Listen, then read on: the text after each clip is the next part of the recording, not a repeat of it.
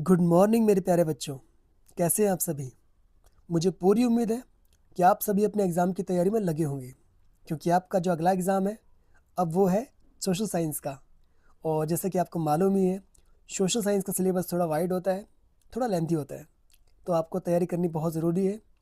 Last जो video मैंने upload की थी आप लोगों के लिए, वो थी टॉप 50 मोस्ट इम्पोर्टेंट क्वेश्चंस की, जिसको बच्चों ने बहुत पसंद किया है और मुझे अच्छा लगा। लेकिन थोड़ी सी आपसे गुजारिश है कि ये वीडियोस बहुत मेहनत से बनाई जा रही है, इन कंटेंट को बहुत हार्ड वर्क के बाद तैयार किया जा रहा है। तो प्लीज़ आप लोग इन वीडियोस को लाइक ज़रूर करें, शेयर करें और चैनल को सब्सक्राइब करें। तो चलिए, आप लोगों की भारी डिमांड के बाद करते हैं उन सभी इंपॉर्टेंट क्वेश्चंस को सोल्व। और ये वाली वीडियो होगी हमारे हिंदी मीडियम के बच्चों के लिए। इंग्लिश मीडियम के बच्चों के लिए दूसरी वीडियो बनाई गई है। तो चलिए बच्चों, करते हैं शुरू और लेते हैं क्वेश्चन 1। और क्वेश्चन 1 होगा भूगोल से।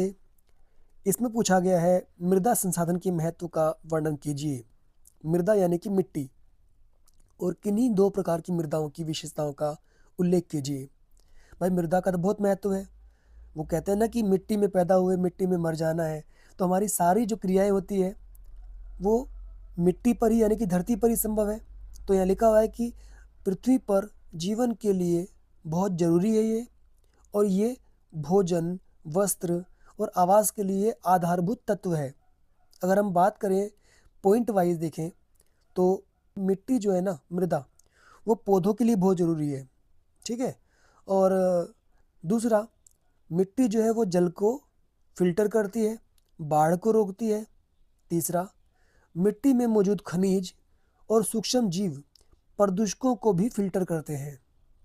चौथा, मिट्टी कार्बन जमा करती है, जिससे जलवायु परिवर्तन कम होता है। पांचवा, मिट्टी जीवित जीवों की विविधता और उत्पादकता में योगदान देती है। तो देखिए कितना महत्व है मृदा का हमारे जीवन में। और भाई, इसने पूछा था कि इन्हीं दो मिट्टियों की विशेषताओं के बारे में भी लिखें। तो भारत में कई तरह की मृदाएं पाई जाती है, मिट्टियाँ पाई जाती है। हमने यहाँ पर लिखा है जलोढ़ मिट्टी और काली मिट्टी के बारे में। आप चाहो तो कोई और मिट्टी के बारे में भी लिख सकते हो, अगर उसने दो आपसे पूछे होंगे तो। आप अच्छे से इस क्वेश्चन को देख लें, समझ लें और याद कर लें। बहुत इंपॉर्टेंट क्वेश्चन है। इसी क्वेश्चन में जो पहला क्वेश्चन था हमारा, उसमें अथवा करके एक क्वेश्चन और दिया हुआ था जो इससे ही मिलता जुलता है, और ये पूछता है मृदा अपरदन से आप क्या समझते हैं। इसके लिए उत्तरदायी कारणों का वर्णन कीजिए। तो जैसा नाम से स्पष्ट है, मृदा अपरदन। मृदा अपरदन एक ऐसी प्रक्रिया जो मिट्टी की ऊपरी परत को हटा देती है। अब भाई, मिट्टी की जो ऊपरी परत होती है, सबसे अधिक उपजाऊपन उसी में होता है, और इससे कहीं ना कहीं जो पौधे होते हैं उनके पोषक तत्व खत्म हो जाते हैं। तो देखा जाए तो मृदा अपरदन से अभिप्राय हुआ भूमि की ऊपरी परत का नष्ट होना या नाश हो जाना। और अगर हम इसके कारकों की बात करें तो इसके लिए कई कारक जिम्मेदार हैं। जैसे नंबर 1, भूस्खलन।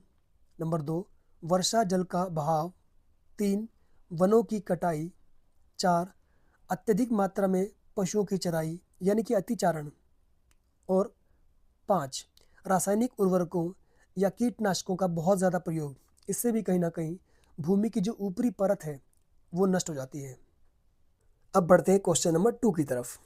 इसमें पूछा गया है, भूमि निम्नीकरण से आप क्या समझते हैं और इसे रोकने के लिए कोई 4 उपाय बताएं। तो प्यारे बच्चों, भूमि निम्नीकरण और मृदा अपरदन कुछ कुछ मिलते जुलते क्वेश्चन है, तो आप बिल्कुल भी कंफ्यूज ना हो। भूमि निम्नीकरण का मतलब क्या होता है? ज़मीन की उपजाऊ शक्ति का कम हो जाना। मतलब जो भूमि यानी कि मिट्टी में जो ऊपरी मौजूद पोषक तत्व होते हैं उनमें कमी आ जाना। इससे भूमि पर खेती करना मुश्किल हो जाता है। अब इसे रोकने के लिए क्या क्या तरीके हैं, क्या क्या उपाय हैं? जैसे नंबर 1, वन रोपण करना, यानी कि अत्यधिक मात्रा में पेड़ों को लगाना। दूसरा, चारागाहों का सही प्रबंधन करना। जो अत्यधिक मात्रा में पशुओं को चराया जाता है, जिससे जो भूमि की ऊपरी परत है वो खराब हो जाती है, भूमि का जो उपजाऊपन है वो नष्ट हो जाता है।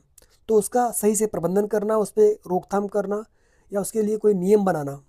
तीसरा, पेड़ों की रक्षक मेखला बनाना। चौथा, बंजर जमीन का सही प्रबंधन करना। पांचवा, खनन को नियंत्रित करना। अब खनन क्या होता है? भूमि से खनिजों को निकालने की प्रक्रिया को बोलते हैं खनन। अब देखा होगा आपने जो मूवी आई थी KGF, उसमें कैसे जो कोयले की खान दिखाई गई है, तो चारों तरफ कोयला फैला हुआ है, ज़मीन पूरी बंजर हो रखी है, कहीं आसपास पेड़ पौधे नहीं है। तो जहाँ जहाँ खनन क्रियाएँ होती है, वहाँ वहाँ भूमि बंजर हो जाती है, जिससे कहीं न कहीं भूमि निम्नीकरण का वो कारण बनता है। तो इसको डैश करके आप समझाएँगे अच्छे से। पॉइंट 6, औद्योगिक जल को परिष्कृत करके विसर्जित करना। एक उपाय ये भी है कि जो फैक्ट्रियों से, उद्योगों से जो केमिकल वाला रसायन युक्त जो पानी निकल रहा है, जो सीधा इसके ज़मीन में जा रहा है, जिससे ज़मीन बर्बाद हो रही है, तो उसको फ़िल्टर करके, उसको परिष्कृत करके ही बाहर बहाया जाए। और यहाँ पर 2 पॉइंट और दिए हुए हैं, जैविक कृषि को बढ़ावा देना और 8वां वैज्ञानिक कृषि को प्रोत्साहित करना। लेकिन अगर आपका क्वेश्चन 5 नंबर का है, तो आप इनमें से किन्हीं 5 पॉइंट को जो आपको याद है, जिनको आप एक्सप्लेन कर सकते हैं, उन्हीं को लिख के आ जाएंगे, जिससे कि आपको पूरे मार्क्स मिल सके। चलिए अब बढ़ते हैं क्वेश्चन नंबर 3 की तरफ। इसमें पूछा गया है भूमि संसाधन से क्या अभिप्राय है। तो ये जो जितने भी क्वेश्चन कर रहे हैं कवर स्टार्टिंग के, ये लगभग मिलते जुलते से हैं, इससे आपको समझने में दिक्कत नहीं आएगी। भूमि संसाधन के कोई 3 महत्व बताइए। तो आंसर होगा भूमि संसाधन बहुत इंपॉर्टेंट है हमारे लिए, बहुत ज़रूरी है, क्योंकि हमारी सभी क्रियाएं, हमारा रहना, खाना, पीना, व्यापार करना, सब कुछ कहाँ पर होता है? भूमि पर होता है। ठीक है, तो भूमि अपने आप में एक बहुत महत्वपूर्ण संसाधन है। ठीक है, ना केवल मानव के लिए बल्कि वन्य प्राणियों का घर भी भूमि है। तो देश की आर्थिक और सामाजिक प्रगति के लिए भी ये बहुत अहम होती है। तो वैसे तो इसके बहुत सारे महत्व हैं, लेकिन 3 महत्व पूछे हैं यहाँ पर। तो नंबर 1, कृषि के लिए बहुत ज़रूरी है। ठीक है, नंबर 2, उद्योगों के लिए बहुत ज़रूरी है। इसको आप थोड़ा देख लेंगे ताकि आप इसको अच्छे से एक्सप्लेन कर सकें। पॉइंट 3, आवास के लिए ज़रूरी है। ये लिखा हुआ है, मनुष्य के रहने के लिए घर, अपार्टमेंट वगैरह सब भूमि पर ही बनते हैं। ठीक है, तो आप कंफ्यूज ना हो। क्वेश्चन 4, संसाधन से क्या अभिप्राय है? संसाधनों का संरक्षण क्यों आवश्यक है? तो बहुत बेसिक क्वेश्चन है ये, और हमें मालूम होना चाहिए संसाधन होते क्या है और इनका संरक्षण हमें क्यों करना चाहिए। तो देखिए इसका आंसर। तो संसाधन हर वो चीज़, हर वह वस्तु है जो हमारी ज़रूरतों को पूरा करती है। प्राकृतिक और मानव निर्मित दोनों तरह के संसाधन हो सकते हैं। हमें संसाधनों का संरक्षण करना बहुत ज़रूरी है, क्योंकि ये सीमित होते हैं, और अगर इसका अंधाधुंध मात्रा में इस्तेमाल ऐसे ही होता रहा तो इससे हमारे पर्यावरण को भी खतरा पहुंचता रहेगा। जानते हैं इसके और कारण विस्तार से। नंबर 1, पर्यावरण संतुलन के लिए बहुत ज़्यादा ज़रूरी है संसाधनों का संरक्षण, क्योंकि ये पर्यावरण में एक प्रकार का संतुलन बनाए रखते हैं। नंबर 2, सतत विकास के लिए संसाधनों का संरक्षण सतत विकास की दिशा में भी बहुत एक महत्वपूर्ण कदम है। नंबर 3, भविष्य की सुरक्षा। संसाधनों का संरक्षण भविष्य की पीढ़ियों के लिए भी ज़रूरी है। वो एक ऐड आता है ना कि बचा बचा के, छुपा छुपा के, वो पानी का जो ऐड आता है, उसमें बेशक से मजाकिया अंदाज में दिखाया गया ऐड कि कैसे एक समय पर पानी ख़त्म हो जाएगा भविष्य में, और हमें बूंद बूंद का जो महत्व है वो मालूम चलेगा। तो असलियत में ऐसा ना हो जाए, तो हमें भविष्य की चिंता भी करनी चाहिए। संसाधनों का संरक्षण इसलिए भी ज़रूरी है जिससे कि भविष्य की ज़रूरत पूरी हो सके, हमारी भावी पीढ़ी का ख्याल रखा जा सके। नंबर 4, सामाजिक और आर्थिक महत्व। संसाधनों का संरक्षण सामाजिक और आर्थिक रूप से भी बहुत ज़रूरी है। नंबर 5, वन्य जीवों की रक्षा। अब वन्य जीवों को घर क्या है? पेड़ पौधे, ये जंगल, ये वनस्पति। तो अगर ये नहीं रहेंगे तो वन्य जीव भी खत्म हो जाएंगे धरती से। तो उनकी रक्षा के लिए भी संसाधनों का संरक्षण करना बहुत ज़्यादा ज़रूरी है। ठीक है, ये जैव विविधता को बनाए रखते हैं। क्वेश्चन 5, किसी अर्थव्यवस्था के लिए कृषि का क्या महत्व होता है, समझाइए। तो भाई कृषि तो बहुत ज़रूरी क्रिया है, जिससे हमें कहीं ना कहीं खाद्यान्न प्राप्त होता है। तो यहाँ लिखा हुआ है किसी भी देश की अर्थव्यवस्था के लिए कृषि का बहुत महत्व होता है। यह अर्थव्यवस्था की रीढ़ कही जाती है। क्या कही जाती है? रीढ़, यानी कि बैकबोन। कृषि से भोजन मिलता है और कच्चा माल भी मिलता है, तथा हमें रोज़गार भी मिलता है। पता है आपको, जब देश आज़ाद हुआ था ना, तो देश की आज़ादी के बाद अधिकतर लोग खेती बाड़ी करते थे, और हमारा देश कहलाता था गाँवों का देश। और आज भी अगर देखा जाए तो बहुत बड़ी संख्या में लोग खेती बाड़ी करते हैं और किसान के रूप में कार्य कर रहे हैं। तो कृषि जो है, इससे लोगों को रोज़गार भी मिलता रहा है। कृषि और उद्योग एक दूसरे पर निर्भर करते हैं। कैसे? क्योंकि कृषि से उद्योगों को मिलता है कच्चा माल, ठीक है, और उसके बाद फिर ये उद्योग जो है विनिर्माण क्रिया को आगे बढ़ाते हैं, यानी कि वस्तु निर्माण करते हैं। और यहाँ पर हमें भारत की अर्थव्यवस्था में कृषि का महत्व बताना है। तो नंबर 1, हमारे देश की जीडीपी में योगदान देती है। नंबर 2, आधी आबादी को रोज़गार देती है। नंबर 3, जो कृषि है वो उद्योगों को कच्चा माल उपलब्ध कराती है। नंबर 4, कृषि क्षेत्र के उत्पादों को बेचकर यानी कि निर्यात करके भारत में विदेशी मुद्रा का भंडार भी इकट्ठा होता है। नंबर 5, कृषि देश की कुल आबादी को भोजन भी प्रदान करती है। तो कृषि का बहुत ज़्यादा महत्व है देश की अर्थव्यवस्था में। न केवल भारत बल्कि किसी भी देश की अर्थव्यवस्था में कृषि का अपने आप में विशेष महत्व होता है। क्वेश्चन नंबर 6, गन्ने की उपज के लिए आवश्यक तापमान, वर्षा की दशाओं का वर्णन और गन्ने के 2 सबसे प्रमुख उत्पादक राज्यों के नाम बताइए। तो यहाँ पर हमें बताना है कि गन्ने की पैदावार के लिए कितना तापमान चाहिए, बारिश कितनी होनी चाहिए और मृदा कैसी होनी चाहिए जो गन्ने की खेती के लिए उपयुक्त मानी जाए। तो यहाँ पर लिखा हुआ है कि तापमान उष्ण हो और आर्द्र जलवायु वाला हो। 21 डिग्री से लेकर 27 डिग्री तक जो तापमान है वो गन्ने के लिए उपयुक्त माना जाता है। बात करें वर्षा की तो 75 सेंटीमीटर से 100 सेंटीमीटर के बीच गन्ने की फसल को बारिश चाहिए होती है, यानी कि वर्षा चाहिए होती है। मृदा की अगर हम बात करें तो गन्ने की जो फसल होती है ये खासकर अगर देखा जाए तो जो गंगा के मैदान है जहाँ जलोढ़ मिट्टी पाई जाती है और दक्षिण भारत जहाँ जहाँ पर काली मिट्टी पाई जाती है वहाँ पर सबसे ज़्यादा गन्ने की पैदावार होती है। तो बेसिकली ऐसा क्वेश्चन 3 मार्क्स में आएगा जहाँ हमें 3 पॉइंट्स बताने होंगे। और अब देखते हैं वो राज्य जहाँ पर गन्ने का उत्पादन सबसे अधिक होता है। इनमें उत्तर प्रदेश और इसके अलावा गंगा के मैदान में जो बाकी राज्य हैं जैसे बिहार, पंजाब तथा हरियाणा, यहाँ पर गन्ने की खेतीबाड़ी अच्छी खासी होती है और इन राज्यों को गन्ने के उत्पादन का प्रमुख राज्य कहा जाता है। अथवा में एक ऐसा ही क्वेश्चन आ सकता है जिसमें लिखा हुआ है चावल की उपज के लिए आवश्यक तापमान और वर्षा की दशाओं का वर्णन कीजिए। चावल के 2 सबसे प्रमुख उत्पादक राज्यों का नाम बताइए। तो हमें लिखना होगा नंबर 1, चावल एक खरीफ फसल है और इसके लिए तापमान जो आदर्श होता है वो होता है 25 डिग्री सेल्सियस से ऊपर। इसके अलावा उच्च आर्द्रता वाली जलवायु और वार्षिक वर्षा 100 सेंटीमीटर से अधिक। और जहाँ जहाँ वर्षा कम होती है जिन राज्यों में, वहाँ पर इसको सिंचाई की मदद से उगाया जाता है। और इसके प्रमुख उत्पादक राज्य हैं पश्चिम बंगाल, तेलंगाना, आंध्र प्रदेश, पंजाब, यूपी, तमिलनाडु, उड़ीसा आदि। आप इनमें से कोई 2-3 नाम याद कर लें। क्वेश्चन 7, ऊर्जा के परंपरागत और गैर परंपरागत स्रोतों के बीच अंतर स्पष्ट करें। जैसा नाम से स्पष्ट है, परंपरागत स्रोत वो जो पहले चले आ रहे हैं और गैर परंपरागत वो जो नए नए ईजाद हुए हैं। देखते हैं उत्तर विस्तार से। परंपरागत ऊर्जा के साधन जैसे कोयला, पेट्रोलियम, प्राकृतिक गैस हैं। दूसरा, इनमें उत्पन्न बिजली को प्रादेशिक और राष्ट्रीय ग्रिड में भेजा जाता है।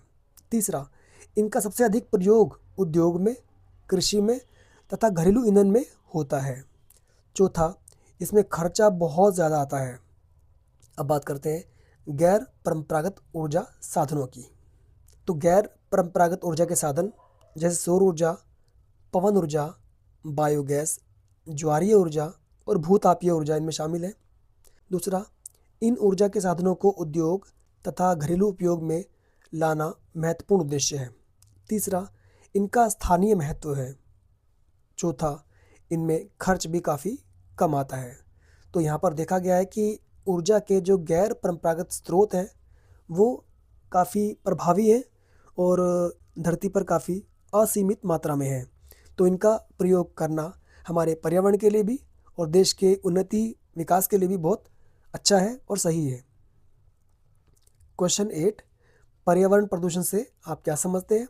उद्योगों से भारत में पर्यावरण पर क्या प्रभाव पड़ा है, वर्णन करें। तो आंसर है, पर्यावरण प्रदूषण का मतलब है पर्यावरण के किसी भी घटक में होने वाला अवांछित बदलाव और यह मानव स्वास्थ्य और पारिस्थितिकी तंत्र को नुकसान पहुंचाता है। उद्योगों से निकलने वाला प्रदूषण पर्यावरण प्रदूषण का एक प्रमुख कारण है। तो ये फैक्ट्रियाँ, उद्योग और कल कारखाने हमारे वातावरण को प्रदूषित करते हैं और हवा को जहरीली बनाते हैं। देखते हैं विस्तार से उद्योगों से पर्यावरण पर प्रभाव। उद्योगों से निकलने वाला धुआं और ग्रीन हाउस गैसें ग्लोबल वार्मिंग में बढ़ोतरी कर रही हैं। दूसरा, कारखानों की चिमनियों से निकलने वाला धुआं वायु प्रदूषण का कारण बनता है। तीसरा, उद्योगों से निकलने वाला प्रदूषित जल नदियों और नालों में मिलकर जल प्रदूषण का कारण बनता है। उद्योगों से निकलने वाला कचरा भूमि प्रदूषण का कारण बनता है। तो बच्चों, ये कारखाने, फैक्ट्रियाँ और अलग अलग उद्योग हमारे पर्यावरण को दूषित कर रहे हैं, चाहे वो जल प्रदूषण हो, वायु प्रदूषण हो, भूमि प्रदूषण हो। अलग अलग प्रकार का प्रदूषण इन उद्योगों से हो रहा है। क्वेश्चन नंबर 9, विनिर्माण क्षेत्र से क्या अभिप्राय है? भारतीय अर्थव्यवस्था में इसका क्या महत्व है? तो विनिर्माण का पहले हमें मतलब जानना चाहिए। विनिर्माण का मतलब होता है वस्तु निर्माण, यानी कि वस्तुओं का निर्माण किया जाना। ठीक है, विनिर्माण। तो यहाँ पर लिखा हुआ है आंसर, कच्चे माल को तैयार माल में बदलने की प्रक्रिया को विनिर्माण कहते हैं।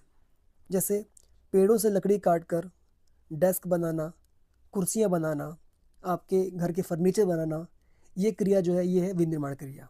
और यह क्रिया कहाँ होती है? यह क्रिया होती है उद्योगों में।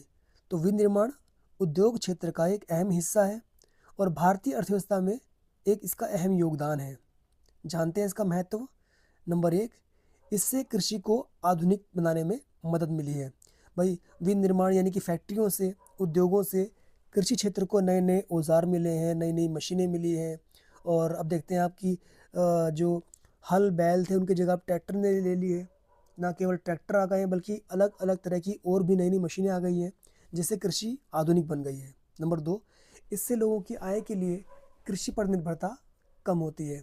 अब देखा गया है कि बहुत सारे जो नए नए युवा पीढ़ी है वो उद्योगों में, बड़ी बड़ी कंपनियों में जॉब कर रहे हैं, जिससे कृषि पर लगातार बोझ बढ़ रहा था। जो ज़्यादातर परिवार कृषि पर आश्रित थे, अब उसमें कमी आई है। नंबर 3, इससे रोज़गार के अवसर बढ़ते हैं। अलग अलग फैक्ट्रियाँ, कारखाने और उद्योग धंधे जब लगने शुरू होते हैं तो इससे लोगों को नए नए जॉब्स मिलते हैं, नौकरियाँ मिलती है, रोज़गार मिलता है। नंबर 4, इससे बेरोज़गारी और गरीबी दूर करने में मदद मिलती है। अब जब लोगों को नौकरी मिलती है, रोज़गार मिलता है, तो अपने आप जो बेरोज़गारी है वो ख़त्म होगी और गरीबी भी कम होगी। नंबर 4, इससे निर्यात बढ़ता है और विदेशी मुद्रा प्राप्त होती है। नंबर 5, इससे देश में संपन्नता आती है, खुशहाली आती है। अब देखते हैं क्वेश्चन नंबर 10, आधारभूत उद्योग कौन से हैं? इन्हें अर्थव्यवस्था की रीढ़ क्यों कहा जाता है? बेटा, ये क्वेश्चन बहुत ज़्यादा इंपॉर्टेंट है। ज़्यादातर ये क्वेश्चन आता रहा है पेपर में। तो आधारभूत उद्योग, जैसा कि नाम से स्पष्ट है, ये वो उद्योग है जो बाकी उद्योगों को आधार देते हैं, यानी कि बाकी उद्योग इन उद्योगों पर निर्भर करते हैं। अब ये कौन से उद्योग हैं?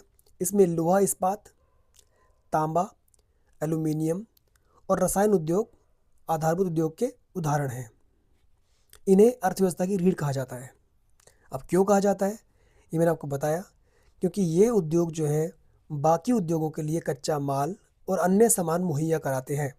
फॉर एग्ज़ाम्पल, जैसे कई उद्योगों में जो बड़ी बड़ी मशीनें काम कर रही हैं, जो अलग अलग प्रकार के औज़ार इस्तेमाल में लाए जा रहे हैं, तो जहाँ जहाँ ये औज़ार बनते हैं वो कौन कौन सी फैक्ट्रियाँ हैं? लोहे की, तांबे की, एल्यूमिनियम की, ठीक है, रसायन की। ये सभी फैक्ट्रियाँ, ये सभी उद्योग कहे जाते हैं आधारभूत उद्योग। तो इन उद्योगों में जो सामान बनता है, जो औज़ार मशीनें तैयार होती हैं, उन उद्योगों के बिना बाकी दूसरे उद्योगों का अस्तित्व नहीं है। मशीनें, औज़ार जो हैं वो सभी उद्योगों के लिए बहुत महत्वपूर्ण माने जाते हैं। इसलिए लोहा इस्पात उद्योग हो, तांबा उद्योग हो, एल्यूमीनियम और रसायन उद्योग हो, ये सभी आधारभूत उद्योग कहे जाते हैं। और यही कारण है कि इन्हें हम अर्थव्यवस्था की रीढ़ भी कहते हैं, क्योंकि इन्हीं उद्योगों पर बाकी उद्योग टिके हुए हैं। और ये लिखा है पॉइंट वाइज, कच्चा माल, अन्य सामान मुहैया कराते हैं दूसरे उद्योगों को, और जो इसका उत्पाद होता है वो बाकी उद्योगों में इस्तेमाल होता है, वो उस पर निर्भर करते हैं। और आधुनिक उद्योगों का ढांचा तैयार करते हैं, ये आधार तैयार करते हैं। और इससे कहीं ना कहीं देश की जो उत्पादन शक्ति है, राष्ट्रीय शक्ति, उसमें बढ़ोतरी होती है, उसका एक पैमाना है ये उद्योग। तो एक बार आप फिर से इन सभी बिंदुओं को पढ़ लेंगे ध्यान से और समझ लेंगे।